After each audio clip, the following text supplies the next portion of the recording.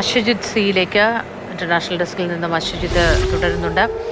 അശ്വജിത്ത്, എന്താണ് നിലവിലെ അവസ്ഥ? ഏതെങ്കിലും തരത്തിലുള്ള സ്ഥിരീകരണമോ ഏറ്റവും പുതിയ വിവരങ്ങളോ വിദേശ മാധ്യമങ്ങളിലൂടെയോ മറ്റോ പുറത്തു വന്നിട്ടുണ്ടോ? വിവരങ്ങൾ എന്തൊക്കെ? മോദി, ഏറ്റവും ഒടുവിലത്തെ വിവരങ്ങളായി ചിലത് പങ്കുവെക്കാനുണ്ട്. അതിൽ ഏറ്റവും സുപ്രധാനമായുള്ളത് ഇസ്രായേൽ സൈന്യത്തിന്റെ ഭാഗത്ത് നിന്ന് ഒരു ഇവാക്വേഷൻ മുന്നറിയിപ്പാണ്. അതായത് ഇറാനിലെ ഇസ്ഫഹാൻ നഗരം, അവിടെ വലിയൊരു ഇൻഡസ്ട്രിയൽ ഏരിയ ഒക്കെയാണ്. ആ ഭാഗത്ത് കഴിഞ്ഞ ദിവസമൊക്കെ ആക്രമണം ഉണ്ടായതാണ്. പക്ഷേ അവിടുത്തെ ഇൻഡസ്ട്രിയൽ സോൺ, വ്യവസായ സോൺ ആക്രമിക്കാൻ പോകുകയാണ്. ആ പ്രദേശത്തുള്ള ജനങ്ങൾ അടിയന്തരമായി തന്നെ സുരക്ഷിത കേന്ദ്രങ്ങളിലേക്ക് മാറണമെന്ന മുന്നറിയിപ്പാണ്, വാണിംഗ് ആണ് ഇസ്രായേൽ ഡിഫൻസ് ഫോഴ്സ് നൽകിയിട്ടുള്ളത്. അതാണ്